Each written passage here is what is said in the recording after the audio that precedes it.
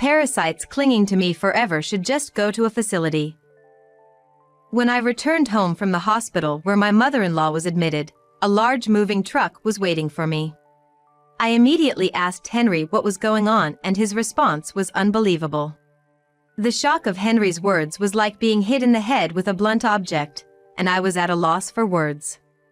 It meant that he was abandoning me to start a new life. Despite my stunned state, the movers continued their work without pause. In no time, the house was empty. Left alone, I couldn't move for a while, stunned. I had supported Henry and cared for my mother-in-law despite all the complaints, and now this was how I was repaid. Before I knew it, anger had taken root within me. Just thinking of Henry's triumphant smile made my blood boil. I wouldn't let him get away with this.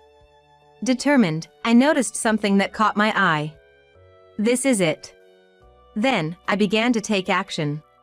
My name is Debbie Holmes. I am currently 65 years old. I married Henry, who is 2 years younger than me, and we are about to celebrate our 40th anniversary. Our marriage was arranged. I had just started at a new company. A client who frequented the company insisted, and I couldn't refuse. At the matchmaking meeting, for some reason, my father-in-law took a great liking to me. My parents weren't against it either, and I ended up getting married as things progressed. Both my coworkers and my family celebrated our marriage, and it wasn't a bad life. Our first child, Ben, and then our daughter, Kristen, were born, and I felt happy. As a daughter-in-law living with the family, I was desperate with child-rearing, but now the children are independent. They have married and are living happily with their own families. Being a daughter-in-law had its challenges. Now that I am facing old age, I want to spend it more relaxed compared to the busy days of child-rearing. However, I can't just speak of ideals. My mother-in-law, now 88 years old, has been in and out of hospitals for about 10 years due to her age. I'm running around every day taking care of my mother-in-law and providing her with care. Henry is still an active office worker, even before retirement, but I have been doing everything alone, without asking him for help, as part of my duties as a daughter-in-law. When I was younger, I used to ask Henry for favors. For instance, even for a simple request like, "Please buy some milk." He would complain, "Why didn't you buy it? You want me, tired from work, to stop by the store?" In the past, many households were dominated by authoritative husbands, and my father-in-law had that kind of personality.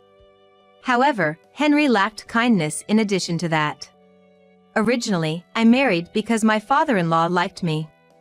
If you ask whether there was love from Henry, there wasn't. Nonetheless, once married, I thought we had to cooperate and stick together, and I did my best to serve Henry. 15 years into our marriage, my father-in-law passed away. After that, my life changed drastically. Henry began to boast that he was the head of the household, and even my kind mother-in-law changed. "I didn't say anything because father liked you, but I was opposed to your marriage, Debbie. You're not pretty or smart. The only good thing about you is that you're built for easy childbirth." She started to mock my physique like that and began to say she had been opposed to the marriage. I should have persuaded father to stop the marriage. I couldn't go against what Dad said. But I'm a better father than he was. If you had been a better mother, Ben and Kristen could have gone to better schools. The two of them began to speak ill of me together. Indeed, our children were not particularly smart. Henry and I had no particular preference for private schools, so the kids just went to the local public school, and the topic of exams never even came up. However, they would use anything to mock me. Like now, they would talk about the children or ridicule my cooking, and sometimes even mock my parents. I always felt depressed by the constant sarcasm and insults, and it must undoubtedly have a negative effect on the children who hear it. I said to Henry, "If you have complaints about me, say them directly. It's unpleasant to hear you and your mother gossiping together, and don't you think about what the children will think when they hear this?" However, Henry mocked my appeal. "It's your fault for being talked about, right? Besides, Ben and Kristen think the same as me and Mom. How could you say that? If you understand, then do the housework perfectly so you won't get talked about. Mom and I don't want to say these things. It's for your own good. Plus, it makes you angry because it's the truth, right? I wanted to tell Henry. Are you a perfect husband and father? But I held back my feelings. Thinking that such a rational argument might make Henry more than just angry, maybe even burst a blood vessel, I desperately tried to calm myself down. See, you can't say anything, can you? All you can do is try harder. Pleased with my silence, Henry said that. I had always been a housewife, oppressed by my mother-in-law and Henry, enduring for the sake of the children, and never leaving the house, living as a family in this home. That effort paid off, and both Ben and Kristen became independent successfully. Thankfully, they grew up honest and kind, unaffected by Henry or my mother-in-law. My mother-in-law, who used to insult me, has aged and weakened physically, with repeated hospital admissions recently. There were physical difficulties with caregiving, but the insults had decreased significantly compared to before, and just not having that mental strain was a relief. I had years of anger from being insulted. Still, I couldn't abandon my weakened mother-in-law and somehow continued to care for her.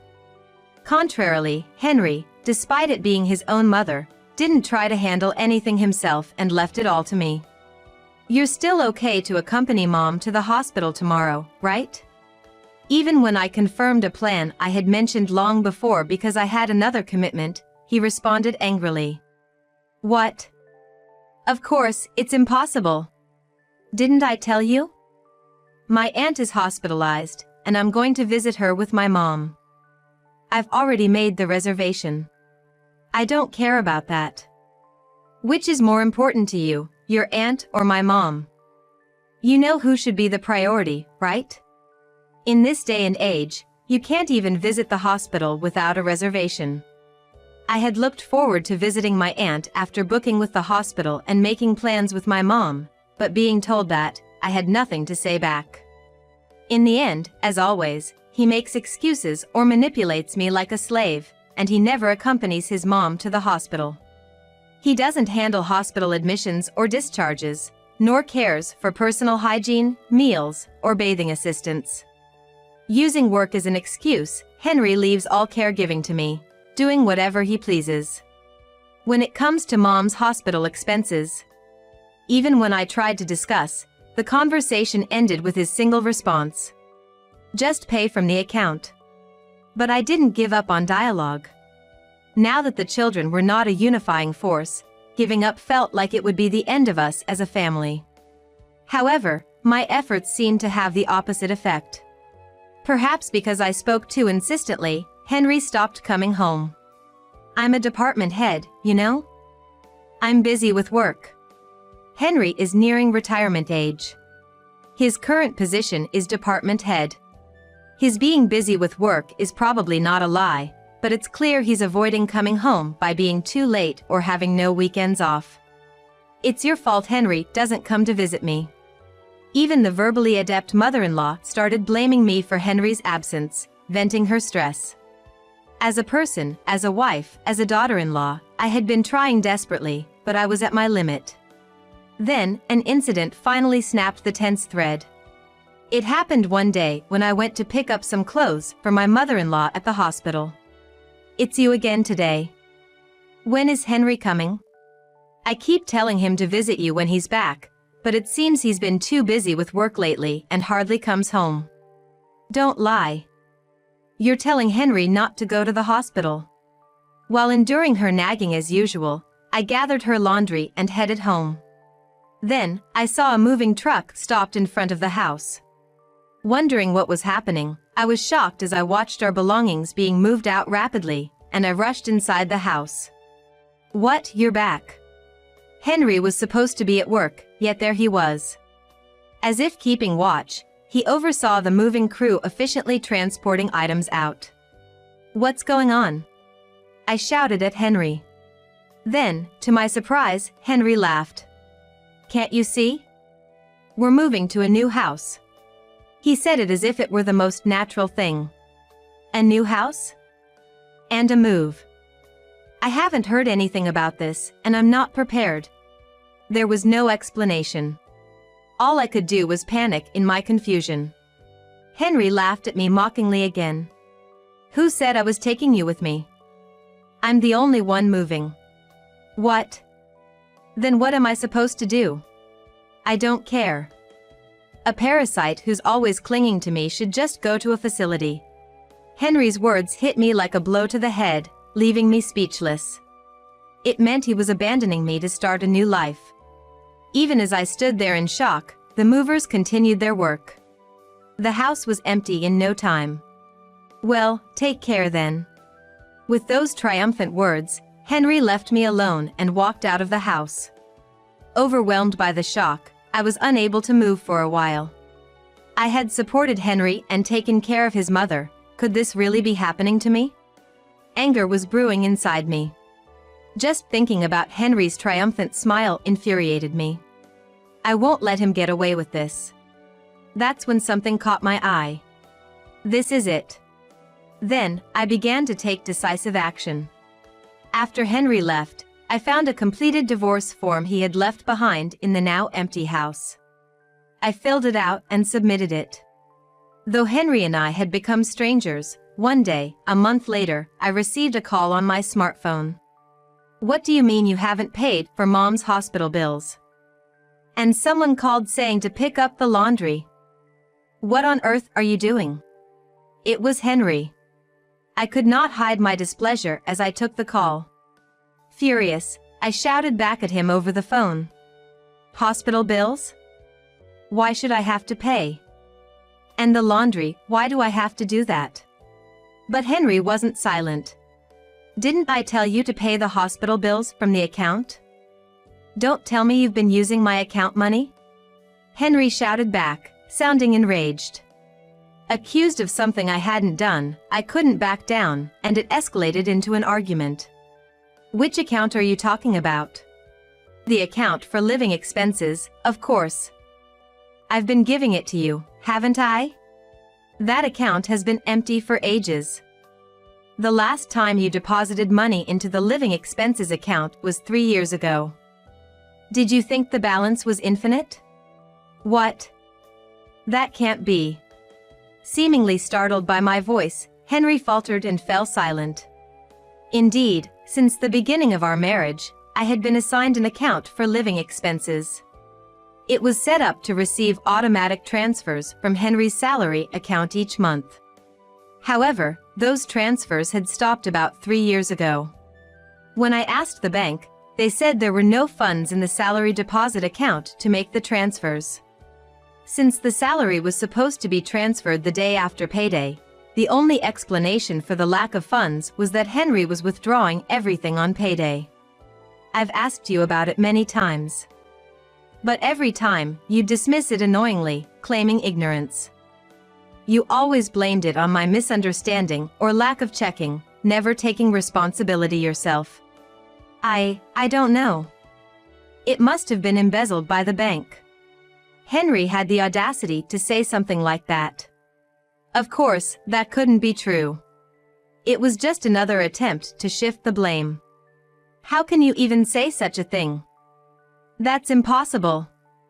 I kept quiet because I thought it would be too troublesome if I nagged you too much and you got angry, but where has the money really gone?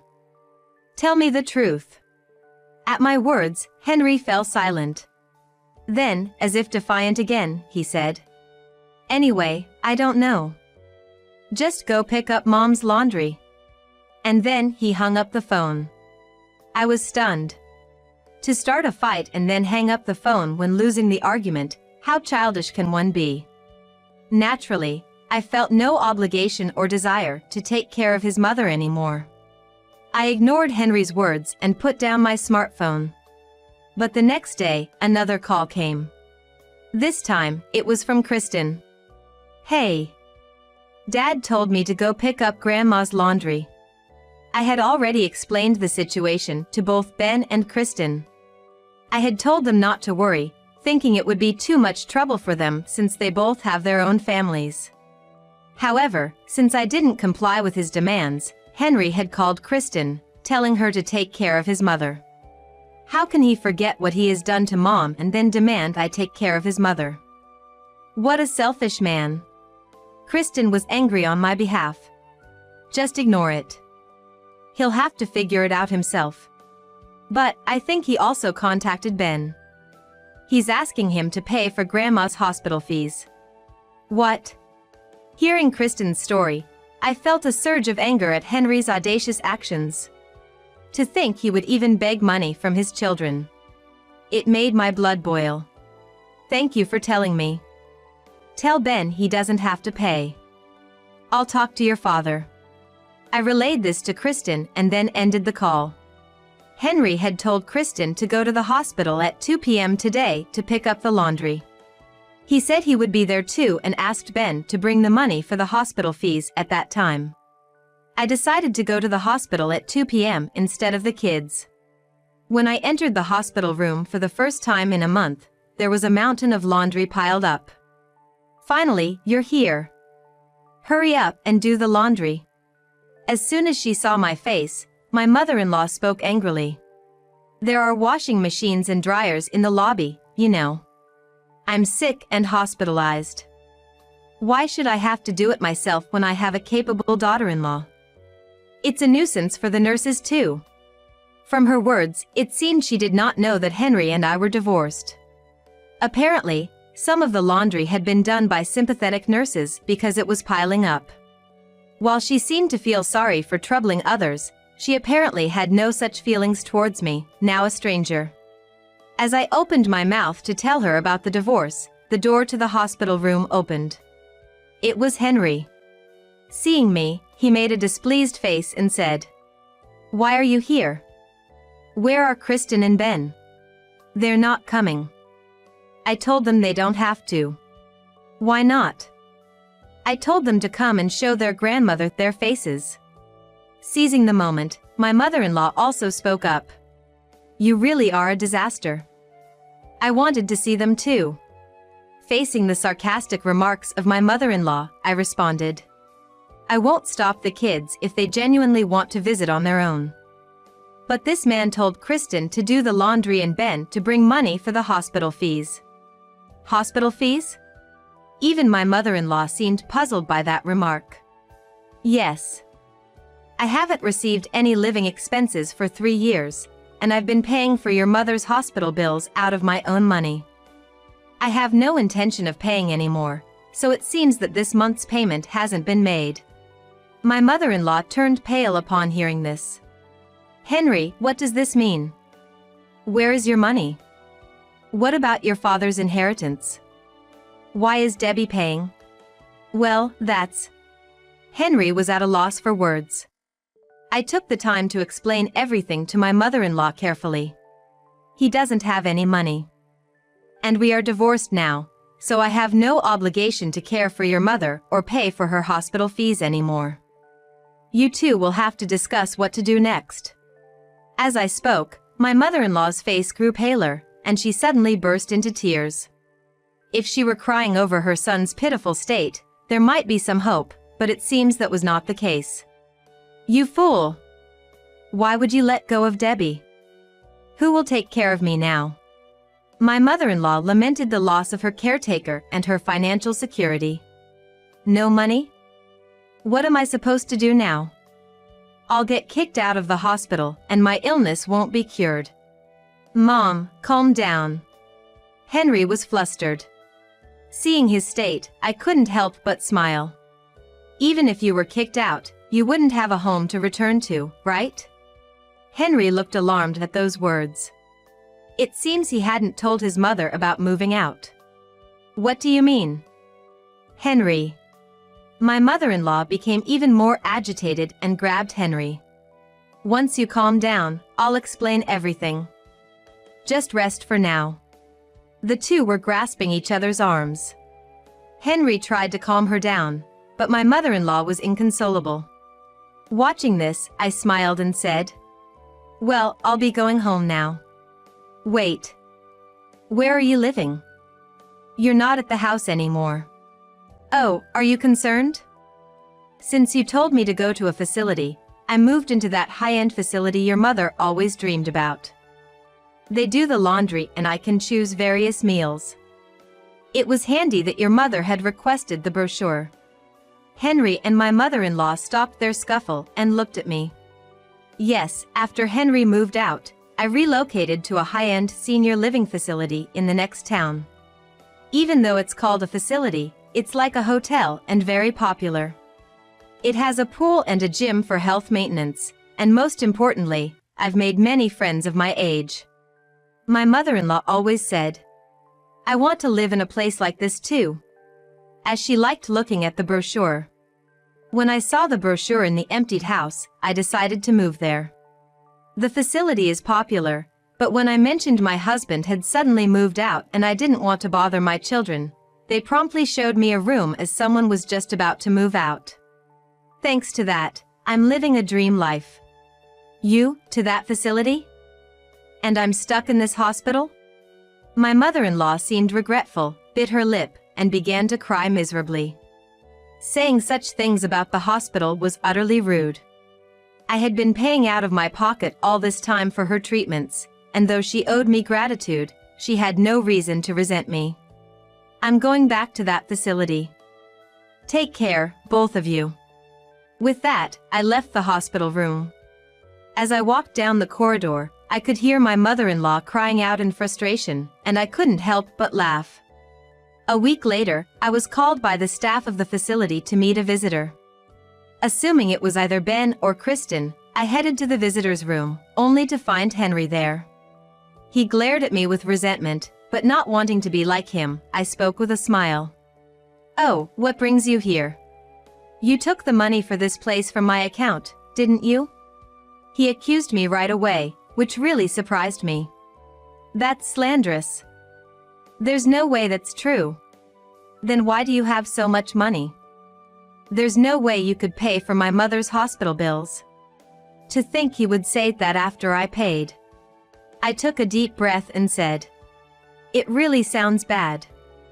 I just used the money I inherited from my parents." "Your poor parents left you a fortune?" "I've never heard such a thing. I invested it." After taking a sip of the coffee provided by the staff, I continued. "Invested?" "Yes. The amount I put in cryptocurrencies increased tenfold. The amount I put in stocks increased fivefold. That can't be. While you were busy spending money on other women, I became wealthy." Henry stopped in his tracks at my words. He looked up slowly with a pale face. "I did. Women. Oh, you thought I didn't know? I know about the money you've spent on women and that you moved to a new house to live with one." Henry turned even paler rapidly. Watching him shrink was almost comical. "Oh, by the way, I also know that woman is getting married soon." "What?" "Yes, she has a boyfriend who's a model, right? You were a great source of money for her." "What are you talking about?" In this bizarre moment of me laughing alone, Henry turned pale and then, startled, quickly grabbed his phone. He started making a panicked phone call. "Hello?" The voice that answered the phone was probably the woman I mentioned. Her voice sounded quite young. "Mia. I'm so relieved. I heard something troubling and got worried. I'll be home soon." It appears the woman he was having an affair with is named Mia. Henry desperately calling her name looked rather pitiful from the sidelines. After saying that to the person on the other end, Henry's voice became anxious as he waited for a response. "Just come home today, please. I'm begging you. Mia? Mia." After saying that, he froze for a while, then repeatedly tried to call back, but it seemed like she wasn't answering. Eventually, he gave up and his arms drooped. That's what you get for messing with young girls without knowing your place. I couldn't help but laugh. Henry glared at me and said, "How do you know about Mia?" I wasn't obliged to answer his question, but I was free, so I slowly opened my mouth. Henry hadn't been coming home, and since the household money had stopped coming in, I wanted to know where the money was going, so I hired a detective. Originally, Henry would occasionally gamble. I thought he might be spending money on that, but what the detective told me was a different story: infidelity. It seems he was deeply involved with a much younger woman. It wasn't Henry withdrawing money on payday, it was her. Henry, unaware that the money was being taken, continued to transfer living expenses and believed he was paying for his mother's hospital bills. The woman first transferred Henry's salary to her account, then gave him an allowance from it. It seems she was using the rest to pay for living expenses.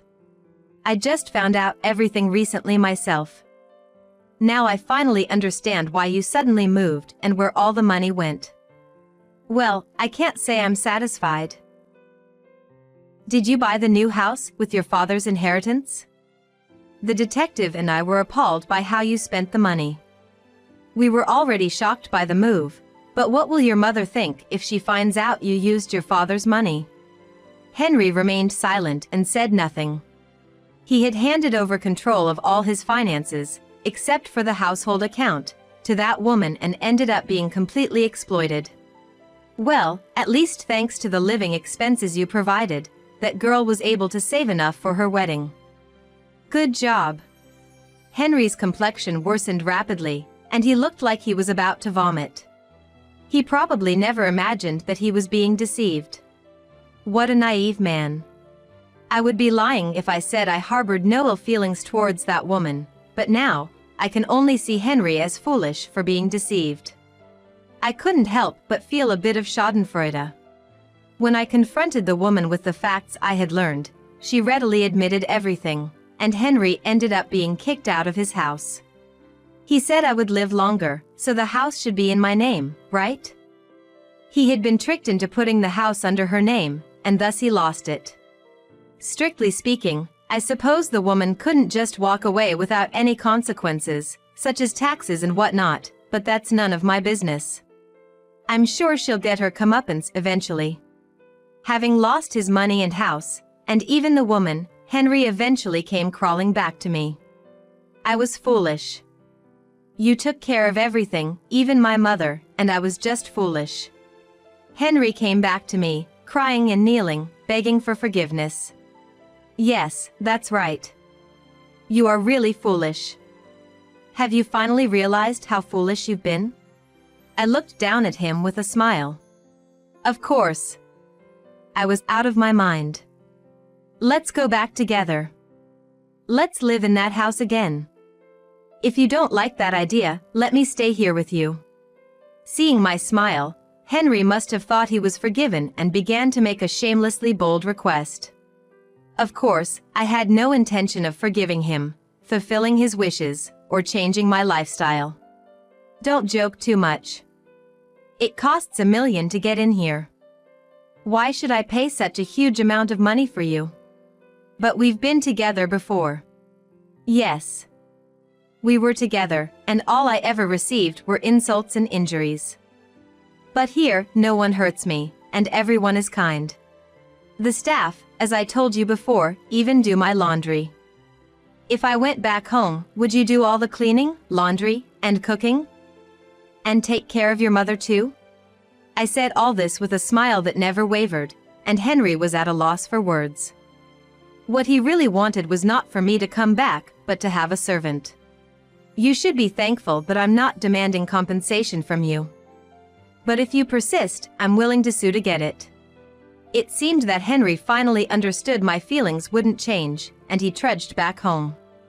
All the furniture and appliances had been taken by that woman, so replacing them would cost money, but as a man living alone, he would have to properly equip his house if he wanted to survive. Concerned that the children might be burdened, I contacted them, but contrary to my worries, Ben and Kristen seemed to have little regard for a father who had never done anything for them. Huh.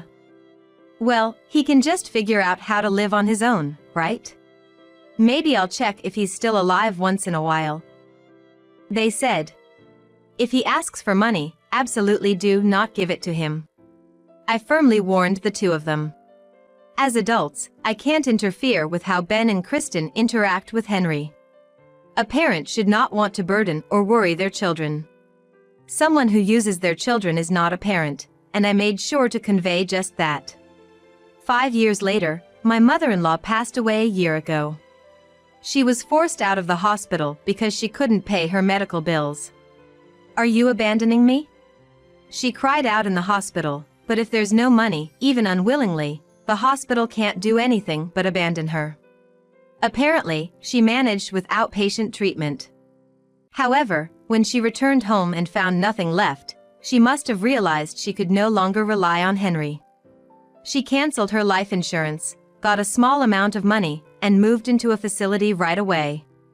The drafty, old facility she moved into was nothing like the luxurious one she had dreamed of staying in. If only she had been a kinder mother-in-law, I might have been able to fulfill her dream of living in a high-end facility, but unfortunately, she was not that kind of mother-in-law. Henry lives alone in that house. After retiring, he speaks to no one and has become a recluse. Occasionally, he calls me, begging me to come back, but not even if the world turned upside down would I consider it. Betrayed by the woman and unreturned by me, he often weeps that he can no longer trust anyone. After all, it was he who betrayed me first, yet he acts like a victim. I have someone nice now. I don't want to waste my life anymore, doing favors for you. He seemed deeply shocked by my words, but since he was the one who drove me away, he has no right to be hurt. If he still misunderstands that I belong to him after we've split, then that's just a nuisance. His actions have shaped his future. Although he still plays the victim, he needs to deeply reflect and realize that his current life is the result of his own actions. I continue to live in the facility, surrounded by friends I've made here, staying active in the pool and enjoying daily walks. I'm happy and content every day. As I told Henry, I've met someone wonderful. It's a bit embarrassing at this age to start a new life, but he wants to spend the rest of his life with me, and the children are supportive. I don't consider my life unhappy, but having another chance to love and be loved as a woman is also something wonderful I embrace.